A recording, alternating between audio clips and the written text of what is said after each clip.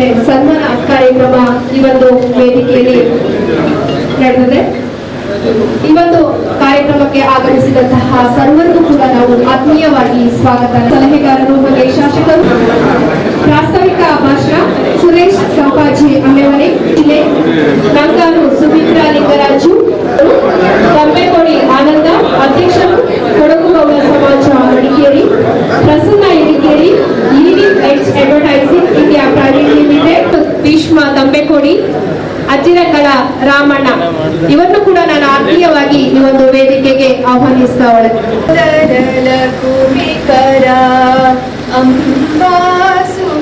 ಅಮರ ವೇಣುತಲಂಬೋದರಲ ಕುಮಿಕರ ಶ್ರೀ ಗಣನಾಥ ಸಿಂಧೂರ ವರ್ಣ ಕರುಣ ಸಾಗರ ತೇ ನಮೋ ನಮೋ ಲಂಬೋದರಲ ಕುಮಿಕರ ಸಿದ್ಧಚಾರಣ ಅಮರ ವಿನುತಲಂಬೋದರಲ ಕುಮಿಕರ.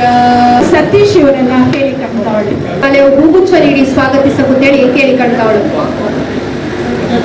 ಇಂದಿನ ಈ ಒಂದು ಕಾರ್ಯಕ್ರಮಕ್ಕೆ ಉತ್ತಮ ಕಲೆಯ ಶ್ರೀಮಾನ್ ಎಸ್ ಪೊನ್ನಣ್ಣ ಮುಖ್ಯಮಂತ್ರಿಗಳ ಕಾನೂನು ಸಲಹೆಗಾರರು ಹಾಗೂ ಶಾಸಕರು ಧರ್ಮದ ಉತ್ತಪ್ಪನವು ಕೂಡ ವೇದಿಕೆಯಲ್ಲಿ ಉಪಸ್ಥಿತರು. ಅವಕ್ಕೂ ಕೂಡ ನಾನು ಈ ಒಂದು ಸಂದರ್ಭದಲ್ಲಿ ನಿಮ್ಮೆಲ್ಲರ ಪರವಾಗಿ ಹಾರ್ದಿಕವಾದ ಸ್ವಾಗತ. ಸುಮಿತ್ರಾ ಲಿಂಗರಾಜು ಕೂಡ ಇಂದು ವೇದಿಕೆಯಲ್ಲಿ ಉಪಸ್ಥಿತರು. ಅವಕ್ಕೂ ಕೂಡ ಪ್ರತಾಪ್ ನಿರ್ದೇಶಕರು, ಕೊಡಗು ಗೌಡ ಹಿತರಕ್ಷಣಾ ಸಮಿತಿ ಹೂಗುಚ್ಛ ನೀಡಿ ಸ್ವಾಗತಿಸುತ್ತಾರೆ. ಸನ್ಮಾನ ಮಾಡುವ ಈ ಒಂದು ವೇದಿಕೆಯಲ್ಲಿ ಉಪಸ್ಥಿತರು. ಅವಕ್ಕೂ ಕೂಡ ನಾನು ಈ ಸಂದರ್ಭದಲ್ಲಿ ತಮ್ಮೆಲ್ಲರ ಪರವಾಗಿ ಸ್ವಾಗತವನ್ನು ಬಯಸ್ತೇವೆ. ನಮ್ಮ ಸ್ನೇಹಿತರೆಲ್ಲ ಸೇರಿಕೊಂಡು ಇಂದು ನಾವು ಈ ಒಂದು ಕಾರ್ಯಕ್ರಮವನ್ನು ಮಾಡಲಿಕ್ಕೆ ನಾವು ಯಶಸ್ವಿಯಾಗೋಣ.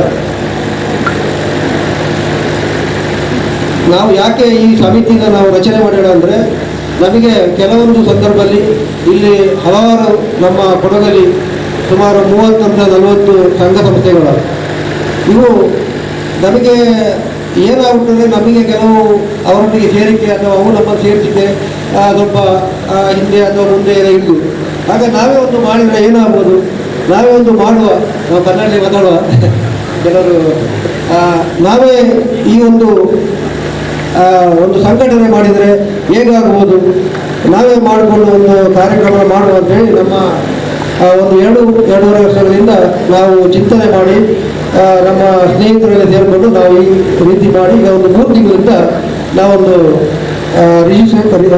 ನೋಂದಣಿ ಮಾಡಿ ಕಾರ್ಯಕ್ರಮವನ್ನು ಮಾಡ್ತಾ ಇದ್ದೀವಿ. ಯಾಕೆ ಈ ಮಾತನ್ನು ಹೇಳ್ತಾ ಇದ್ದೀವಿ ಅಂದರೆ, ಸುಮಾರು 2.5 ವರ್ಷ ಹಿಂದುಗಡೆ ಮಾನ್ಯ ನಮ್ಮ ವಿರಾಜಪೇಟೆ ಶಾಸಕರು ಹತ್ರ ನಾವೊಂದು ಹೋಗುವಾಗ ನಮ್ಮ ಕೆಲವು ಜನಾಂಗದವರು ಏನೋ ಒಂದು ಕೆಲವು ವಿಚಾರಗಳು ಪ್ರಸ್ತಾಪ ಮಾಡಿದರು. ಏನಂದರೆ, ನೋಡಪ್ಪ, ಜಾತಿಯಲ್ಲಿ ಯಾವುದು ಇರ್ಬೋದು ಬೇರೆ ವಿಚಾರ, ನಮ್ಮ ಜನಾಂಗಕ್ಕೆ ಏನು ಅವರು ಸಹಕಾರ ಮಾಡಲಿಕ್ಕಿಲ್ಲ, ಅವರ ಜನಾಂಗಕ್ಕೆ ಸಹಕಾರ ಮಾಡುವುದು. ಆ ಸಂದರ್ಭದಲ್ಲಿ ನನ್ನ ಜೊತೆ ದಮ್ಮೆಕೋಡಿ ಭೀಷ್ಮರಿದ್ದರು. ನಾನು ಅವತ್ತು ಪ್ರಸ್ತಾವ ಮಾಡಿದೆ, ಸರ್ ನಮ್ಮ ಜನಾಂಗಕ್ಕೆ ಜಾಗ ನಾವು ಕೇಳಿದ್ದೀವಿ, ನೀವು ಮಾಡಿಲ್ಲ. ನಾನು ಬಂದಿದ್ದು ಬಂದಿಲ್ಲಪ್ಪ, ಬಂದು 1-2-3 ತಿಂಗಳಾಗಿದೆ ಸರ್, ಏನೋ ಮಾಡಬೇಕು ಇಮಿಡಿಯೇಟ್ ಆಗಲಿ. ನಾವಿರುವಾಗಲೇ ಅಲ್ಲಿ ಒಂದು ಕಂದಾಯ ಸಚಿವರಿಗೆ ಒಂದು ಫೋನ್ ಹಾಯಿಸಿದ್ರು. ಫೋನ್ ಹಾಯಿಸಿ ಒಂದು ಡೇಟ್ ಫಿಕ್ಸ್ ಮಾಡಿದರು. ಸೊ ನಮ್ಮ ಗುರುಗಳಾದಂಥ ಇವರು ದಮ್ಮೆಕೋಡಿ ಆನಂದರು ಹೇಳಿದೆ, ಸರ್ ಹೀಗೆ ವಿಷಯ ಅಂತ. ಆವಾಗ ನಾವು ಅವರ ಒಂದು ಗೌಡ ಸಮಾಜ ವತಿಯಿಂದ ನಾವೆಲ್ಲ ಹೋಗಿ ಸಾರನ್ನ ಕಂಡು ಬೆಂಗಳೂರಲ್ಲಿ ಅವರು ನಮ್ಮ ಅದ್ದೂರಿಯಾಗಿ ನಮ್ಮನ್ನ ಬರಮಾಡಿಕೊಂಡು ಅವತ್ತಿಗೆ ಕಂದಾಯ ಸಚಿವರನ್ನ ಒಂದು ಭೇಟಿ ಮಾಡಿ ಈ ಒಂದು ಕಾರ್ಯಕ್ರಮ ಯಶಸ್ವಿ ನಮ್ಮ ಒಂದು ಜಾಗಕ್ಕೆ ಅವರೊಂದು ವಿಶೇಷವಾಗಿ ನಮಗೆ ಸಹಕಾರ ಮಾಡಿದ್ದಾರೆ. ಆ ಸಂದರ್ಭದಲ್ಲಿ ಸಹ ಕೆಲವರು ಅಪಸ್ವರಗಳು ಬಂತು. ಏನು ನಿಮ್ಮ MLA ಏನು 2 ಎಕರೆ ಸ್ಯಾಂಕ್ಷನ್ ಮಾಡಿದ್ದಾರೆ, 3 ಎಕರೆ ಮಾಡಿದ್ದಾರೆ, ಅವರಿಗಾದರೆ ಬೇರೆಯವ್ರಿಗಾದ್ರೆ ಬೇಕಷ್ಟು ಜಾಗ ಮಾಡ್ತಿದ್ರು ಅಂತೇಳಿ ಅವತ್ತೇ 3-6 ಎಕರೆ ಜಾಗ ಮಂಜೂರು ಮಾಡಿಸಿದ್ದಾರೆ. ನಾವು ಅವ್ರನ್ನ ಕೇಳ್ತಾ ಇದ್ದೀವಿ, ಸಾಹೇಬ್ರ ಇನ್ನೂ ನಮಗೆ 6 ಎಕರೆ ಅಲ್ಲ, ಇನ್ನೂ 4 ಎಕರೆ ಜಾಗ ಕೊಡಬೇಕು ಅಂತೇಳಿ ನಾವು ಅವ್ರಿಗೆ ಒತ್ತಾಯ ಮಾಡ್ತಾ ಇದ್ದೀವಿ. ಒಟ್ಟು 10 ಎಕರೆ ಬೇಕು ಅಂತ ನಮ್ಮ ಒಂದು ಹಿತರಕ್ಷಣಾ ಸಮಿತಿಯಿಂದ ನಾವು ಒಂದು ಇದು ಮಾಡ್ತಾ ಇದ್ದೀವಿ. ಅನಂತರ ನಾವು ಏನು ಮಾಡಿದ್ದೀವಿ, ಶಾಸಕರ ಹತ್ರ ನಾವು ಎಲ್ಲ ಕೇಳ್ಕೊಳ್ಳೋದಲ್ಲ, ಶಾಸಕರ ಹತ್ರ ನಾವು ಎಲ್ಲ ಡಿಮಾಂಡ್ ಇಡೋದಲ್ಲ, ಶಾಸಕರು ಸಹ ಏನಾರು ಮಾಡಬೇಕು. ಇಲ್ಲಿ ಇಷ್ಟು ಸಮಾಜಗಳಿವೆ, ಯಾವ ಸಮಾಜಗಳು ನಮ್ಮ ಕೊಡಗಿಗೆ ಮಂತ್ರಿ ಬೇಕು, ಇನ್ನು ಯಾವುದಾದ್ರು ಒಂದು ವಿಶೇಷ ಇದು ಬೇಕು ಅಂತ ಹೇಳುವಂಥದ್ದು ಯಾವುದೇ ಸಂಘಟನೆಗಳು ಮಾಡಿಲ್ಲ. ಆ ಸಂದರ್ಭದಲ್ಲಿ ನಾವು ನಮ್ಮ ಸಂಘಟನೆ ವತಿಯಿಂದ ನಾವು ನಮ್ಮ ಅಧ್ಯಕ್ಷರು ಮತ್ತು ಸರ್ವ ಸದಸ್ಯರೆಲ್ಲ ಹೋಗಿ ಕೊಡಗಿಗೆ ಯಾರಿಗಾರ ಕೊಡಗು ಜಿಲ್ಲೆಗೆ ಒಂದು ಮಂತ್ರಿ ಸ್ಥಾನ ಬೇಕು ಅಂತೇಳಿ ನಮ್ಮ ಮುಖ್ಯಮಂತ್ರಿಗಳು ಉಪಮುಖ್ಯಮಂತ್ರಿಗಳು ಕೇಳಿದರು. ಅವರು ಸಕಾರಾತ್ಮಕ ಸ್ಪಂದಿಸಿ ಮುಂದಿನ ಒಂದು ಸಚಿವ ಸಂಪುಟದಲ್ಲಿ ಕೊಡ್ತೀವಿ ಅಂತ ಹೇಳಿದ್ದಾರೆ. ಬಟ್ ನಾವು ಅವರ ಪರ ಇವರ ಪರ ಇಲ್ಲ, ಕೊಡಗಿನ ಬಗ್ಗೆ ಜಾಸ್ತಿ ತಿಳುವಳಿಕೆ ಇರೋರಿಗೆ ಇವ್ರ ಬಗ್ಗೆ ಒಂದು ನಾವು ಈ ಸಂಘಟನೆ ಮಾಡಿಕೊಂಡು ಈಗ ಒಂದು 3 ತಿಂಗಳಲ್ಲಿ ನೋಂದಣಿ ಮಾಡಿಕೊಂಡು ಇನ್ನು ನಾವು ಸಕ್ರಿಯವಾಗಿ ಬೆಳಿಬೇಕು ಅಂತಿದ್ದೀವಿ. ನಾವು ಬರೀ ಒಂದೇ ಕಡೆ ಇಲ್ಲ. ಸೊ ನಾವು ಕೊಡಗು ಜಿಲ್ಲೆಯಲ್ಲಿ ಸುಮಾರು ಒಂದು 100 ಜನಗಳನ್ನು ನೋಂದಣಿ ಮಾಡಿಕೊಂಡು ಇನ್ನು ಇಡೀ ಕೊಡಗು ಜಿಲ್ಲೆ ಎಲ್ಲ ಭಾಗದಲ್ಲಿ ಸುಮಾರು ಮಠ ಇರ್ಬೋದು, ಕುಶಾಲನಗರ ಇರ್ಬೋದು, ಅಥವಾ ಭಾಗಮಂಡಲ ಇರ್ಬೋದು, ವಿರಾಜಪೇಟೆ ಇರ್ಬೋದು, ಎಲ್ಲ ಭಾಗಗಳಲ್ಲಿ ನಾವೊಂದು ಸದಸ್ಯರು ನೋಂದಣಿ ಮಾಡಿಕೊಂಡು ಈ ಸಂಘಟನೆಯನ್ನು ಯಶಸ್ವಿಯಾಗಿ ನಾವು ಮಾಡಬೇಕು ಅಂತ ತೀರ್ಮಾನ ಮಾಡಿದ್ದೀವಿ. ಈ ವಿಷಯ ಹೇಗೆ ಹೇಳಿದ್ರೆ, ನಾವು ಸಂಘ ಯಾಕೆ ನಾವು ಹುಟ್ಟಿದೆ, ಈ ಸಂಘ ಯಾಕೆ ನಾವು ಈ ಥರ ಮಾಡಿದ್ದೀವಿ ಅಂತ ಹೇಳೋಕ್ಕೆ ಒಂದು ಉದಾಹರಣೆ ಕೊಟ್ಟಿದ್ದೀವಿ. ಯಾಕಂದರೆ ಮೊನ್ನೆ ನಮ್ಮ MLA ಸಾಹೇಬರಿಗೆ ವಿರಾಜಪೇಟೆಯಲ್ಲಿ ಸನ್ಮಾನ ಮಾಡಿದರು. ಆವಾಗ ನಮ್ಮನ್ನ ಯಾರು ಕರೆದೇ ಇಲ್ಲ.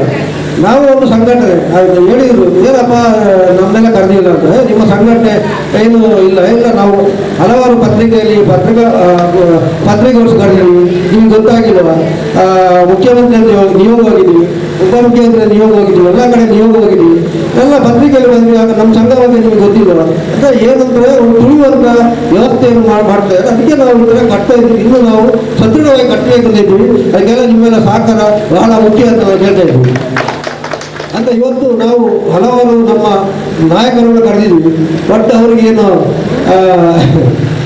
ಒಂದು ಜಲಸ ಅಥವಾ ಮಸರ ಅಥವಾ ಬೇಜಾರನ್ನು ಗೊತ್ತಿಲ್ಲ, ಬಂದವರಿಗೆ ಬಂದವರಿಗೆ ನಾವು ಬಹಳ ಅವರ ಬಗ್ಗೆ ನಾವು ಪ್ರೀತಿಪೂರ್ವಕವಾಗಿ ಅವರಿಗೆ ನಾವು ಅಭಿನಂದಿಸುತ್ತಾ ಇದ್ದೀವಿ.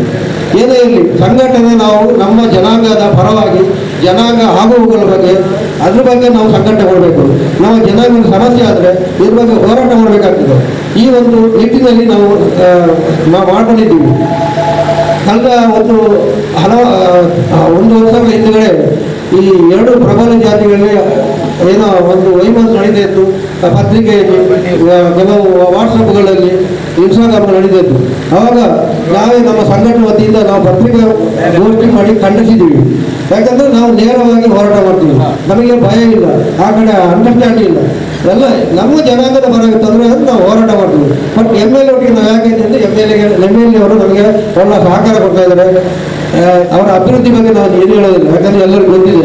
ಅವರು ಅದು ಮಾಡಿ ಇದು ಮಾಡಿ ಹೇಳೋದು ಬೇಕಾಗಿಲ್ಲ, ಸಿಕ್ಕಾಪಟ್ಟೆ ಕೆಲಸಗಳು ಮಾಡಿದ್ದಾರೆ. ಅದ್ರ ಬಗ್ಗೆ ನಾವು ಏನು ಹೇಳಲಿಕ್ಕೆ ಹೋಗಿಲ್ಲ. ಅಂದರೆ ನಮ್ಮ ಕೆಲವು ಬೇಡಿಕೆ ಇದೆ, ಅದರಲ್ಲಿ ಕೆಲವು ಅವಸರಗಳಿದೆ.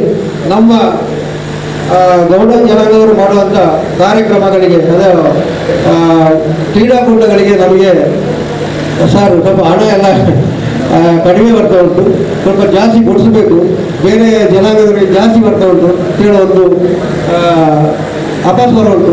ಅದನ್ನ ಒಂದು ನಾವುಗಳು ಮಾಡಿಕೊಡ್ಬೇಕಾಗ್ತದೆ. ಆಮೇಲೆ ನಾವು ಈಗ ಹೊಸದಾಗಿ ಸಂಘ ರಚನೆ ಮಾಡಿದ್ದೀವಿ. ನಮ್ಮ ಸಂಘಕ್ಕೆ ಒಂದು 1/2 ಎಕರೆ ಜಾಗಗಳು ನೀವು ಕೊಡಬೇಕಾಗ್ತದೆ.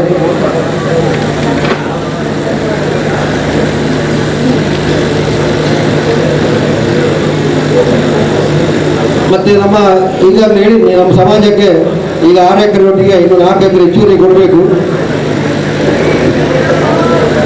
ಮತ್ತು ಈ ಅರೆಭಾಷೆ ಸಾಹಿತ್ಯ ಅಕಾಡೆಮಿಯಲ್ಲಿ 5 ಅಧ್ಯಕ್ಷರುಗಳಾಗಿದ್ದಾರೆ. ಕೊಡಗು ಜಿಲ್ಲೆಗೆ ಒಬ್ಬರೇ ಆಗಿದೆ, ಪಲ್ಯದ ಗಿರಿಸಿ ಬಿಟ್ಟು ಬೇರೆ ಯಾರಾಗಿಲ್ಲ. 4 ಜನ ದಕ್ಷಿಣ ಕನ್ನಡರಾಗಿದ್ದಾರೆ. ಈ ಸಲ ಮೊನ್ನೆ ನಮಗೆ ಸಿಗೋದಿತ್ತು, ಅದು ನಮಗೆ ಜಾರಿಯಾಗಿದೆ. ಈ ಮುಂದಿನ ಯಾವುದೇ ಅಕಾಡೆಮಿಗೆ ಬಂದರೆ ನಮ್ಮ ಕೊಡಗಿನವರಿಗೆ ಯಾರಿಗಾರು ಕೊಡಗಿನವರಿಗೆ ಕೊಡಿ ಅಂತ ನಮ್ಮ ಬೇಡಿಕೆ. ಆಮೇಲೆ ಭಾಗಮಂಡ ತಾಲೂಕಾವರಿ ಇದು ವ್ಯವಸ್ಥಾಪಕ ಸಮಿತಿಯು ಸಹ ನಮ್ಮ ಜನಾಂಗದವರನ್ನು ನೀವು ಒಂದು ಪರಿಗಣಿಸಬೇಕು ಅಂತ ನಾವು ಕೇಳ್ಕೊಳ್ತಾ ಇದ್ದೀವಿ. ಮತ್ತು ಸುಮಾರು ನಮ್ಮ ಜನಾಂಗದವರು 1 ಲಕ್ಷಷ್ಟು ಕೊಡಗು ಜಿಲ್ಲೆಯಲ್ಲಿದ್ದಾರೆ. ಅದು ವಿರಾಜಪೇಟೆ ಕ್ಷೇತ್ರದಲ್ಲಿ ಜಾಸ್ತಿ ಇದ್ದೀವರು. ಹಾಗಾಗಿ ನಮ್ಮ ಜನಾಂಗದ ಇರುವಂಥ ಈ ನಾಮಕೂರು ಭಾಗ ಅಥವಾ ಮಡಿಕೇರಿ ಭಾಗಕ್ಕೆ ನಮ್ಮ ಜನಾಂಗದವರಿಗೆ ಜಾಸ್ತಿ ಒತ್ತು ಕೊಡಬೇಕು, ರಾಜ್ಯವಾಗಿ ನಮಗೆ ಅಧಿಕಾರ ಕೊಡಬೇಕು ಅಂತ ನಮ್ಮಲ್ಲಿ ವಿನಂತಿ ಮಾಡ್ತಿದ್ದೀವಿ. ಅದು ನಮ್ಮ ಅನುಷ್ಠಾನ ಸಮಿತಿ ಅಧ್ಯಕ್ಷರು ಮತ್ತು ಶಾಸಕರಿಗೆ ಇಬ್ಬರು ನಾವು ಮನವಿ ಮಾಡ್ತೀವಿ. ಆಮೇಲೆ ನಮ್ಮ ಗೌಡ 5 ಮನೆಗಳಿಗೆ ಅಭಿವೃದ್ಧಿ ಅಥವಾ 5 ಮನೆ ರಸ್ತೆಗಳು ಇದಕ್ಕೂ ಸಹ ಹೆಚ್ಚಿನ ಅನುದಾನಗಳು ಕೊಡಬೇಕು ಅಂತ ನಾನು ಮಾನ್ಯ ಶಾಸಕರು ಮತ್ತು ಅನುಷ್ಠಾನ ಸಮಿತಿ ನಮ್ಮ ಜಿಲ್ಲಾಧ್ಯಕ್ಷರು ನಾವು ವಿನಂತಿ ಮಾಡ್ತಾ ಇದ್ದೀವಿ. ಮತ್ತು ಮುಂದಿನ ಚುನಾವಣೆಗಳಲ್ಲಿ ಜಿಲ್ಲಾ ಪಂಚಾಯತ್ ಇರ್ಬೋದು, ತಾಲೂಕು ಪಂಚಾಯತ್ ಇರ್ಬೋದು, ಯಾವುದೇ ಚುನಾವಣೆ ಬರುವಾಗ ನಮ್ಮ ಜನಾಂಗದವನ್ನು ಜಾಸ್ತಿ ಪರಿಗಣಿಸಬೇಕು ಅಂತ ಒಂದು ವಿನಂತಿ ಮಾಡ್ತಿದ್ದೀವಿ. ಮತ್ತು ನಾವು ಮಾತಾಡಲಿಕ್ಕೆ ಈಗ ಸಮಯ ಸುಮಾರಾಯಿತು, ಏನೋ ಮಾತಾಡೋದಾಯಿತು. ಇಲ್ಲಿ ಬರುವಾಗ ಮಾತಾಡಲಿಕ್ಕೆ ಡ್ರೈವರ್ನು ಬರ್ತಾ ಇಲ್ಲ ಅಂದರೆ ಏನೇ ಇಲ್ಲಿ ಇನ್ನೊಟ್ಟು ಹೇಳಿದ್ವಿ. ನಮ್ಮ ಮಾತಿಗೆ ಏನೋ ಹೆಚ್ಚು ಕಡಿಮೆ ಆದರೆ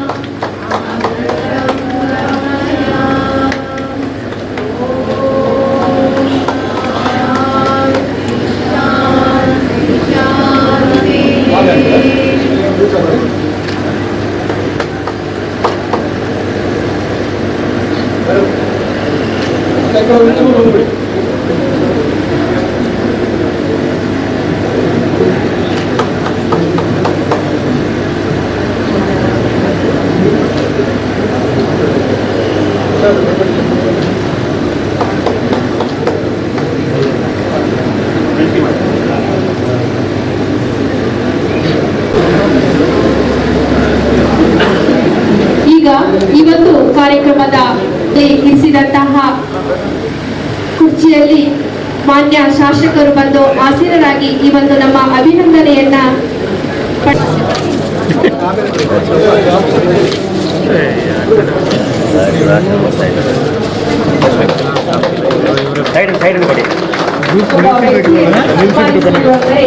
ಅವರ ಸಾಧನೆಯನ್ನ ಗೌರವಿಸುವುದಷ್ಟೇ ಅಲ್ಲ, ಅವರ ಮಾರ್ಗವನ್ನು ಕೂಡ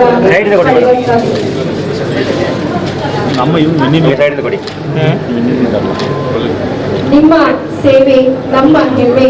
ನಿಮ್ಮ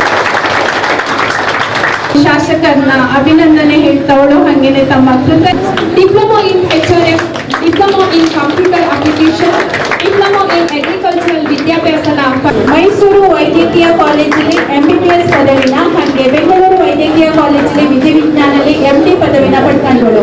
ಮಡಿಕೇರಿ ಜಿಲ್ಲಾಸ್ಪತ್ರೆಯಲ್ಲಿ 18 ವರ್ಷ ಹಿರಿಯ ವೈದ್ಯರಾಗಿ ಬಾರಡಿ ಪಾರ್ವತಿ ಅವರ ಮಗನಾಗಿ ಜನಿಸಿ ತಮ್ಮ ಜೀವನನ ಸಮಾಜಮುಖಿ ಕಾರ್ಯಗಳಿಗೆ ಅರ್ಪಿಸಿಕೊಂಡಳು. ಜನವರಿ 31ರಂದು ವಿಜಯಪುರದ ಮುದ್ದಿಬಿಹಾಳಲ್ಲಿ ನಡೆದ ಕಾರ್ಯಕ್ರಮದಲ್ಲಿ ರಾಮ ಬಸ್ ಸರ್ವಿಸ್ನ 1952ರಲ್ಲಿ ಗ್ರಾಮದ ಶಿಕ್ಷಕರಿಗೆ ಉಚಿತ ಬಸ್ ಸೇವೆ ಕ್ರಿಕೆಟ್ ತಂಡಕ್ಕೆ ನಮ್ಮ ಜಿಲ್ಲೆಯಿಂದ 2023ನೇ ಇಸ್ವಿಗೆ ಆಯ್ಕೆಯಾಯಿತು. ಮತ್ತೆ 2024 ಮತ್ತು 25ರಲ್ಲೂ ರೈಟ್ ಹಂಡಿಗೊಬ್ಬ ಗ್ರಾಮದ ಅಜ್ಜನಕಲ ಸೋಮಪ್ಪ ಮತ್ತೆ ಕುಂಜಮ್ಮ ದಂಪತಿಗಳ ಹಿರಿಯ ಮಗ. 80ರ ದಶಕದಲ್ಲಿ ಸಿದ್ದಲಿಂಗಪುರ ಭಾಗನ ಸಮಾಜದ ಸೇವೆಗೆಂದೇ ಮುಡುಪಾಗಿಟ್ಟಳು. ಇವು ಅನೇಕ ಕ್ರೀಡಾ ಕಾರ್ಯಕ್ರಮಕ್ಕೂ ಕೂಡ ದಾನಿಯಾಗಳು. ಇವು ಪ್ರಾಯೋಜಕರು. ಇವು ಓದಿದ್ದು SSLC ಆದರೂ ಸಹ ಬಡ ಮಕ್ಕಳಿಗೆ ನೆರವಾಗುವ ಸಲುವಾಗಿ ಶನಿವಾಸಂತಿನ ಶ್ರೀ ವಿಘ್ನೇಶ್ವರ ವಿದ್ಯಾಸಂಸ್ಥೆಯಲ್ಲಿ ನಿರ್ದೇಶಕರಾಗಿ ಸೇವೆ ಸಲ್ಲಿಸಿದ ಟ್ರ್ಯಾಕ್ ಶೂಟ್ ಹಾಗೆ ಹಣಕಾಸು ನೆರವು ಕೂಡ ನೀಡ್ತಾವಳು. ಆಲೂರು ಸಿದ್ದಾಪುರದ ರೋಟರಿ ಕ್ಲಬ್ನ ಅಧ್ಯಕ್ಷರಾಗಿದ್ದ ಇವರ ಸಮಿತಿಯ ಅಧ್ಯಕ್ಷರು, ಈ ಸಭೆಯ ಅಧ್ಯಕ್ಷತೆಯನ್ನು ವಹಿಸಿರುವಂಥ ಆತ್ಮೀಯ ಸ್ನೇಹಿತರಂಥ ಪ್ರಮಾಣ ಗಣೇಶ್ ಅವರೇ, ಮುಖ್ಯ ಅತಿಥಿಗಳಾಗಿ ಆಗಮಿಸಿರುವಂಥ ಜಿಲ್ಲಾ ಕಾಂಗ್ರೆಸ್ನ ಅಧ್ಯಕ್ಷರು, ಗ್ಯಾರಂಟಿ ಅನುಷ್ಠಾನ ಸಮಿತಿಯ ಅಧ್ಯಕ್ಷರು ಆದಂಥ ಧರ್ಮಜ ಉತ್ತಪ್ಪನವರು, ಅಬಕಾರಿ ಇಲಾಖೆಯ ಜಿಲ್ಲಾ ಉಪ ಆಯುಕ್ತರು, ಈಗ ಪ್ರಸ್ತುತ ಹಾಸನದಲ್ಲಿ ಸೇವೆಯನ್ನು ಸಲ್ಲಿಸ್ತಾ ಇರುವಂಥ ಮುಂಗಾರು ಸುಮಿತ್ರಾ ನಿಂಗರಾಜರವರೇ, ಒಕ್ಕಲಿಗರ ಸಂಘದ ನಿರ್ದೇಶಕರು ಅನಿಲ್ ಅವರು, ಹರಪಳ್ಳಿ ರವೀಂದ್ರ ಅವರು, ಸ್ನೇಹಿತರು, ಹಿರಿಯರು ಕೊಡಗು ಗೌಡ ಸಮಾಜ ಮಡಿಕೇರಿಯ ಅಧ್ಯಕ್ಷರು ಆದಂಥ ನಂಬಗುಡಿ ಆನಂದ್ರವರು, leading edge advertising private limited ಹಾಗೂ ಸಾಮಾಜಿಕ ಕಾರ್ಯಕರ್ತರು ಪ್ರಸನ್ನ ಎಡಿಕೇರಿ ಇತ್ತೀಚೆಗೆ ಪತ್ರಿಕೆಯಲ್ಲಿ ಬಹಳಷ್ಟು ಕಾಣಿಸುತ್ತೆ. ಮುಂದೆ ರಾಜ್ಯಪಾಲರ ಟಿಕೆಟ್ ಗೆಲ್ತಾರೆ.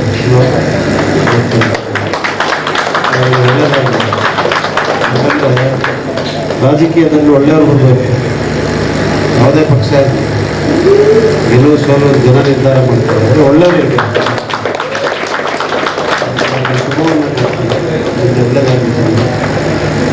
ಮತ್ತು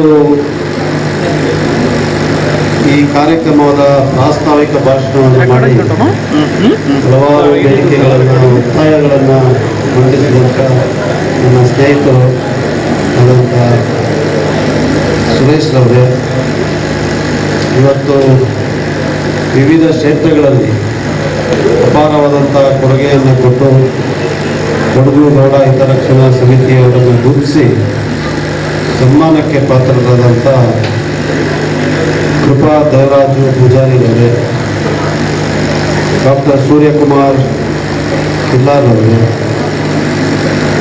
ಬಾಲಾಡಿ ದಿಲೀಪ್ ಕುಮಾರ್ ಅವರೇ, ಕೋಳಿಬೈಲು ಜನಾರ್ದನ್ ಅವರೇ, ನನ್ನ ಸ್ನೇಹಿತನಾದಂಥ ಭೀಷ್ಮರವರ ಪುತ್ರ ದೇವರೂಪ್ ಭೀಷ್ಮ ದಂಡಗುಡಿಯವರು, ರಾಮಣ್ಣ ಅವರೇ, ಅವರು ಸುಟ್ಟಿ ರಾಮಣ್ಣ ಅಂತಲೇ ಕರೀತಾರೆ. ಅಷ್ಟ ಪ್ರಗತಿಪರ ರೈತರು. ಮತ್ತೆ ಇಲ್ಲಿ ಸೇರಿರುವಂಥ ಕೊಡಗು ಗೌಡ ಹಿತರಕ್ಷಣಾ ಸಮಿತಿಯ ಎಲ್ಲ ಪದಾಧಿಕಾರಿ ಮಿತ್ರರೇ, ಉಪಾಧ್ಯಕ್ಷರೇ, ಗೌರವಾಧ್ಯಕ್ಷರೇ, ಪ್ರಧಾನ ಕಾರ್ಯದರ್ಶಿಗಳೇ, ಎಲ್ಲ ಸ್ನೇಹಿತರೇ, ಸೇರಿರುವಂಥ ಎಲ್ಲ ತಾಯಂದಿರೇ, ಅಣ್ಣ ತಮ್ಮಂದಿರೇ, ಮಾಧ್ಯಮದ ಗೆಳೆಯರೇ,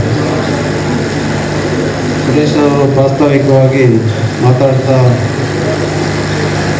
ಗೌಡ ಸಮಾಜಕ್ಕೆ ಕೊಟ್ಟಂಥ 6 ಎಕರೆ ಜಾಗದ ಬಗ್ಗೆ ಪ್ರಸ್ತಾಪ ಮಾಡಿದ್ರು.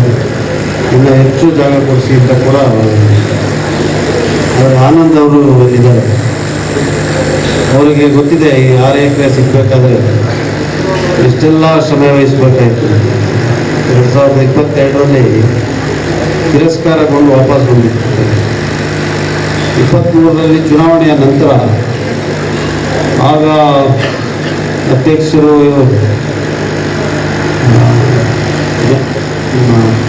ಜಯೇಂದ್ರ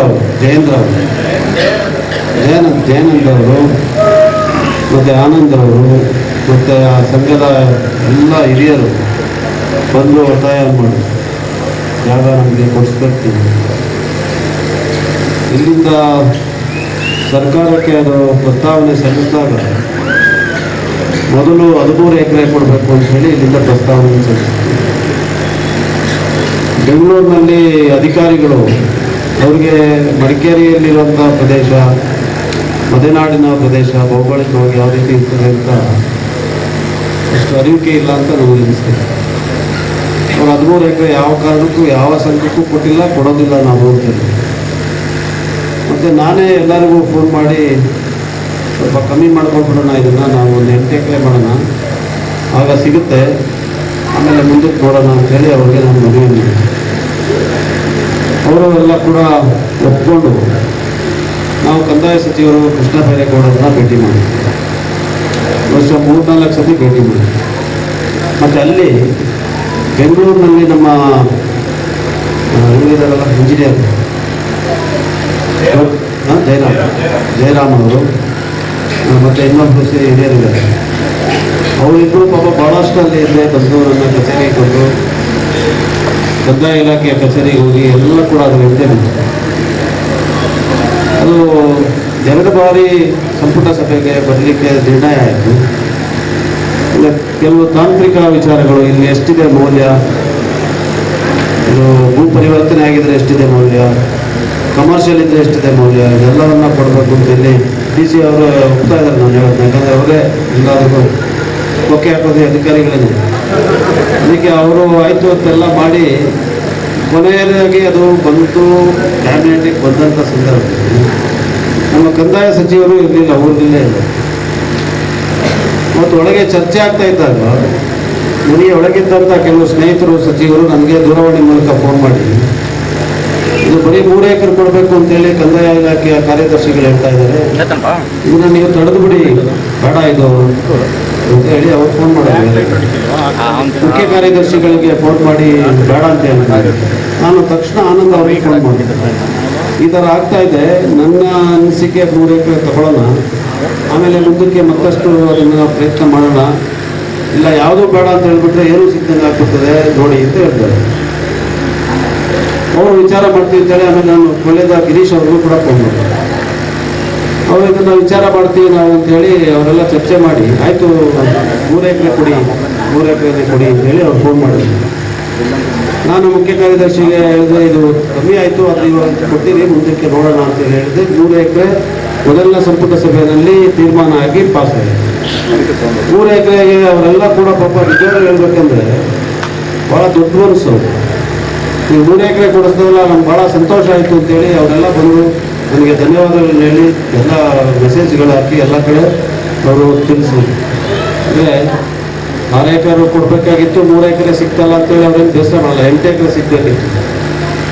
ಕೊನೆಯದಾಗಿ ನಮ್ಮ ಫೆಡರೇಷನ್ ಅಧ್ಯಕ್ಷರು ಆನಂದ್ರವರು ಮತ್ತು ಇವರು ರಾಜೇಶ್ ತೇನಂಡ ರಾಜೇಶ್ ಅವರು ಮತ್ತು ಗಿರೀಶ್ ಅವರು ಎಲ್ಲ ಕೂಡ ಫೋನ್ ಮಾಡಿ, ಹಿಂಗಾರು ಮಾಡಿ ಜನ ಸ್ವಲ್ಪ ಬೇಸರ ಮಾಡ್ಕೊಂಡಿದ್ದಾರೆ. ನನಗೂ ಭಾಳ ಬೇಸರ ಆಯಿತು, ಯಾಕಂದರೆ ನಾವು 2 ವರ್ಷದಿಂದ ಪ್ರಯತ್ನ ಮಾಡಿ ಮೇಲೆ ಹೋಗೋದು, ಕೆಳಗಡೆ ಬರೋದು, ಓಡಾಡಿಸಿ ನಮ್ಮನ್ನು ಕೊನೆಗೆ ಈ ಥರ ಆಯ್ತಲ್ಲ ಸಂಪುಟ ಸಭೆಯಲ್ಲಿ ಅಂತೇಳಿ ನನಗೂ ಮನಸ್ಸಿಗೆ ತುಂಬ ನೋವಾಯಿತು. ಆದರೆ ಅವರು ಆನಂದ್ರವರು ವಿಶೇಷವಾಗಿ ಅವರಿಗೆ ನಾನು ಯಾವತ್ತೂ ಧನ್ಯವಾದಗಳು ಯಾವಾಗಲೂ ಹೇಳ್ತೀನಿ, ಯಾಕಂದರೆ ಒಂದು ದೊಡ್ಡತನ ಇದೆ ಅವರು ಆಯಿತು ಇರಲಿ ಬಿಡಿ ಕೊಡೋಣ, ನೀವು ತಲೆಗೆಡಿಸ್ಕೋಬೇಡಿ, 3 ಎಕರೆ ಸಿಕ್ಕಿದೆಯಲ್ಲ ಮುಂದಕ್ಕೆ ನೋಡೋಣ ಅಂತೇಳಿ ಅವ್ರು ನನಗೆ ಸ್ವಲ್ಪ ಉತ್ಸಾಹ ತುಂಬಿದ್ರು. ಆದರೆ ನನಗೆ ಮನಸ್ಸೇ ಒಪ್ಪಲಿಲ್ಲ. ಇವರೆಲ್ಲ ಮತ್ತೆ ಫೋನ್ ಮಾಡಿ ಹೇಳಿದ್ಮೇಲೆ ನಾನು ಮುಖ್ಯ ಕಾರ್ಯದರ್ಶಿಗಳನ್ನ ಕರ್ಕೊಂಡು ಮುಖ್ಯಮಂತ್ರಿಗಳು ಮನೆಗೆ ಹೋದೆ. ಈ ಥರ ಆಗೋಗ್ಬಿಟ್ಟಿದೆ, ನಮಗೆ ನೀವು 6 ಎಕರೆ ಮಾಡಿ ಕೊಡಲೇಬೇಕು. ಅವ್ರಿಗೆ ಅವತ್ತೇನಾಗಿತ್ತು ಸಂಪುಟ ಸಭೆಯಲ್ಲಿ 20 ಗುಂಟೆ 15 ಗುಂಟೆ ಎಲ್ಲ ಬೆಂಗಳೂರು ಹೊರವಲಯದಲ್ಲಿರುವಂಥ ಗ್ರ್ಯಾಂಟ್ಗಳು ಬಂದಿತ್ತು, ಎಲ್ಲ ಹಿಂದುಳಿದ ವರ್ಗದ ಸಮುದಾಯಗಳಿಗೆ. ಅಲ್ಲೆಲ್ಲ 20 ಗುಂಟೆ 15 ಗುಂಟೆ 30 ಗುಂಟೆ ಅದು ಯಾವುದೂ ಪಾಸ್ ಆಗಲಿಲ್ಲ. ಅಲ್ಲಿ ಚರ್ಚೆಯಾಗಿ ಭಾಳ ಗಲಾಟೆ ಆಗುತ್ತೆ ಸಂಪುಟ ಸಭೆಯಲ್ಲಿ. ಇದು ನಮ್ಮ ಸಬ್ಜೆಕ್ಟ್ಗಿಂತ ಮೊದಲನೇ ಸಬ್ಜೆಕ್ಟಲ್ಲಿ ಆಗಿತ್ತು. ಅದಕ್ಕೆ ಈ 20 ಗುಂಟೆ 15 ಗುಂಟೆ 30 ಗುಂಟೆ ಇದೇ ಆಗಲಿಲ್ಲವಲ್ಲ, ಇದಕ್ಕೆ 6 ಎಕರೆ ಕೊಡೋದು ಅಂತೇಳಿ ಅದು 3 ಎಕರೆ ಮಾಡಿಬಿಟ್ಟಿದ್ರು. ನಮ್ಮ ಸಚಿವರು ಕಂದಾಯ ಸಚಿವರು ಕೂಡ ನನಗೆ ಅದನ್ನೇ ಹೇಳಿದ್ರು, ಈ ಥರ ಆಗೋಗಿದೆ ಪುರಾಣ, ನಾನು ಏನು ಮಾಡೋದು, ನಿಮ್ಮ ಚೀಫ್ ಮಿನಿಸ್ಟರ್ ತಾನೇ ಮಾಡ್ತಾರೆ. ಆಮೇಲೆ ನಾನು ಮುಖ್ಯ ಕಾರ್ಯದರ್ಶಿಗಳು ಅವರು ಕೂಡ ಮುಖ್ಯ ಕಾರ್ಯದರ್ಶಿಗಳು ಕೂಡ ಧನ್ಯವಾದಗಳು ಹೇಳಿದ್ರು. ಅವರು ಒತ್ತಾಯ ಮಾಡಿದ್ರು, ನಾವೆಲ್ಲ ಸರಿ 6 ಎಕರೆ ಮಾಡಲೇಬೇಕು. ಅವ್ರು ಆಯಿತು ಬರೋ ಸಂಪುಟ ಸಭೆಯಲ್ಲಿ 6 ಎಕರೆ ಮಾಡಿಕೊಡ್ತೀನಿ ಅಂತೇಳಿ ಮುಖ್ಯಮಂತ್ರಿಗಳು ಒಪ್ಕೊಂಡಿದ ಮೇಲೆ ನಾನು ಅವರಿಗೆಲ್ಲ ತಿಳಿಸಿದೆ, ಈ ಥರ 6 ಎಕರೆ ಆಗ್ತದೆ, ನೀವೆಲ್ಲೂ ಹೇಳಕ್ಕೆ ಹೋಗ್ಬೇಡಿ, ಯಾಕಂದರೆ ಇದೆಲ್ಲ ಸರ್ಕಾರಿ ಪ್ರಕ್ರಿಯೆಗಳು, ಆದರೆ 6 ಎಕರೆ ಆಗುತ್ತೆ ಅಂತೇಳಿ ಅವ್ರು ಹೇಳಿದ್ರು. ನಂತರ ಅವತ್ತು ಸಂಪುಟ ಸಭೆಯ ದಿವಸ ಬೆಳಿಗ್ಗೆ ಅವ್ರು ಮರ್ತುಬಿಟ್ಟಿದ್ದಾರೆ ಮುಖ್ಯಮಂತ್ರಿಗಳು 6 ಎಕರೆ ಮಾಡೋದು. ಮುಖ್ಯ ಕಾರ್ಯದರ್ಶಿಗಳು ಫೈಲ್ ತಗೊಂಡು ಹೋಗಿ ವಾಪಸ್ ನನಗೆ ಫೋನ್ ಮಾಡಿದ್ರು, ಸರ್ ನೀವೇ ಬಂದು ಹೇಳಿ ಸರ್, ಚೀಫ್ ಮಿನಿಸ್ಟರ್ ಗಮನದಲ್ಲಿಲ್ಲ, ಇದು ಕೊಟ್ಟಿದ್ದೀವಲ್ಲ ಅಂತ ಇದ್ದಾರೆ ಅಂತ ಹೇಳ್ತಾ ಇದ್ರು. ಆಮೇಲೆ ಮತ್ತೆ ನಾನು ನೋಡೋದೇ ಮನೆಗೆ, ಅಂದರೆ ನಾನು ಅವರ ಕಾನೂನು ಸಲಹೆಗಾರರಾಗಿದ್ದು ನನಗೆ ನಿಕಟ ಸಂಪರ್ಕ ಇದೆ, ಎಲ್ಲಿದ್ದರೂ ಕೂಡ ಒಳಗಡೆ ಹೋಗ್ಬೋದು, ಕಚೇರಿಯಲ್ಲಿ ಮಾತಾಡ್ತೀನಿ. ಅದೆಲ್ಲ ಸರ್ ನೀವು 6 ಎಕರೆ ಒಪ್ಕೊಂಡಿದ್ದೀರಾ, ನಾನಲ್ಲೆಲ್ಲ ಅನೌನ್ಸ್ ಮಾಡಿಬಿಟ್ಟಿದ್ದೀನಿ, ನೀವು 6 ಎಕರೆ ಮಾಡಲಿಲ್ಲ ಅಂದರೆ ನಾನು ಒಪ್ಪೋದೇ ಇಲ್ಲ ಅಂತ ಆಯಿತು ಅಂತೇಳಿ ಮುಖ್ಯ ಕಾರ್ಯದರ್ಶಿಗಳು ಮತ್ತೆ ಕರೆದ, ನೋಡಮ್ಮ ಅದು ಏನೋ ಪುರಾಣ ಕೇಳ್ತಾರೆ, 6 ಎಕರೆ ಕೊಟ್ಬಿಡಿ ಅಂತೇಳಿ ರ್ಯಾಟಿಫಿಕೇಷನ್ನಲ್ಲಿ 3 ಎಕರೆ ಕ್ಯಾಬಿನೆಟ್ ಡಿಸಿಷನ್, ಅದು 3 ಎಕರೆ ರ್ಯಾಟಿಫೈ ಮಾಡೋಕ್ಕೆ ಬಂದಾಗ ನಾನು 6 ಎಕರೆ ತಿದ್ದಿ ನಮಗೆ 6 ಎಕರೆಯನ್ನು ಗೌಡ ಸಮಾಜಕ್ಕೆ ಕೊಡುವಂಥ ಭಾಳ ಸಂಕ್ಷಿಪ್ತವಾಗಿ 5 ನಿಮಿಷದಲ್ಲಿ ಹೇಳಿ ಮುಗಿಸಿದ್ದೀನಿ. ಅಂದರೆ ಇದು 2.5 ವರ್ಷದ ಸತತವಾದಂಥ ಹೋರಾಟ ಮಾಡಿದ್ದಾರೆ. ಇದಕ್ಕೆ ಅವರಿಗೆ ನಿಜವಾಗ್ಲೂ ಎಲ್ಲರೂ ಕೂಡ ಅವರಿಗೆ ಧನ್ಯವಾದಗಳು ಹೇಳಬೇಕು. ಯಾಕಂದರೆ ಒಂದು ಸಣ್ಣ ಜಾಗ ಇವತ್ತು ಸರ್ಕಾರದಿಂದ ತಗೋಬೇಕಂದ್ರೆ ಅದು ಸುಲಭದ ವಿಚಾರ. ನಾವು ಕೇಳಿದಾಗ ನಾನು ಬೇರೆ ರಾಜಕಾರಣಿಗಳ ಬಗ್ಗೆ ನಾನು ಏನು ಹೇಳೋಕ್ಕೆ ಹೋಗೋದಿಲ್ಲ, ಆದರೆ ಏನಾದ್ರು ಒಂದು ಮಾತು ಕೊಟ್ಟರೆ ಅದನ್ನು ಉಳಿಸ್ಕೊಳ್ಳೋದಕ್ಕೆ ನಾನು ಸತತ ಪ್ರಯತ್ನವನ್ನು ಮಾಡ್ತೀನಿ. ಶತಾಯಗತಾಯ ಅದನ್ನು ಸಾಧಿಸಲೇಬೇಕು. ಒತ್ತಡ ಜಾಸ್ತಿ ಆಗುತ್ತೆ ಆಗಿದ್ದಾಗ. ಇವತ್ತು ಯಾರೋ ಒಬ್ಬರು ಸಿಕ್ಕಿದ್ರು ಮಾಧ್ಯಮದಲ್ಲಿ, ಪತ್ರಿಕಾಗೋಷ್ಠಿ ಇತ್ತು, ಅದಕ್ಕೆ ಸ್ವಲ್ಪ ತಡ ಇತ್ತು, ದಯವಿಟ್ಟು ಕ್ಷಮಿಸಬೇಕು ಮರ್ತೈತು ಅಂತ ಹೇಳ್ತಾರೆ. ಅಲ್ಲಿ ಪತ್ರಿಕೆಯವರು ಹೇಳಿದ್ರು, ಅದು ಯಾರೋ ಒಂದು ಪದೇ ಹೇಳ್ತಾರೆ, ಸರ್ ನೀವು ಕೊಡ್ತೀವಿ ಅಂತ ಏನು ಕೊಟ್ಟಿಲ್ಲ ಅಂದ್ಕೊಂಡು ಹೇಳ್ತಾರೆ ಯಾರೋ ಒಬ್ಬರು ಶಾಸಕರು. ನಾನು ಹೇಳ್ದೆ, ಹಂಗಿದ್ರೆ ಸುಲಭ, ಯಾಕಂದರೆ ಮಾನಸಿಕವಾಗಿ ಏನು ಒತ್ತಡನೇ ಇರೋದಿಲ್ಲ. ಈಗ ನಾವು ಪ್ರಾಮಾಣಿಕವಾಗಿ ಬದ್ಧತೆಯಿಂದ ಕೆಲಸ ಮಾಡೋರು ಭಾಳ ಒತ್ತಡ. ಯಾವುದಾದ್ರು ಒಂದು ಒಪ್ಕೊಂಡ್ರೆ ಅದನ್ನು ಮಾಡಲೇಬೇಕು. ಅದಕ್ಕೆ ನೇರವಾಗಿ ಯಾವುದಾಗುತ್ತೆ ಯಾವುದಾಗಲ್ಲ ಅಂತ ನಾನು ಹೇಳಿ, ಅದಕ್ಕೆ 13 ಎಕರೆ ಇದ್ದಿದ್ದು ಆಗೋದಿಲ್ಲ, ಇದು ಬೇಡ ನಾವು ಪ್ರಯತ್ನ ಮಾಡೋದು ಅಂತೇಳಿ 8 ಎಕರೆ ಮಾಡಿ 6 ಎಕರೆ ಸಿಕ್ಕಿದೆ. ಮುಂದೆ ಕೂಡ ಇನ್ನು ಸ್ವಲ್ಪ ಬಾಕಿ ಇರುವಂಥ ಜಾಗ ಏನಿದೆ ಅದನ್ನು ಕೂಡ ಕೊಡಲಿಕ್ಕೆ ಮುಂದಿನ ದಿವಸಗಳಲ್ಲಿ ಖಂಡಿತವಾಗಿ ಪ್ರಯತ್ನವನ್ನು ಮಾಡೋಣ.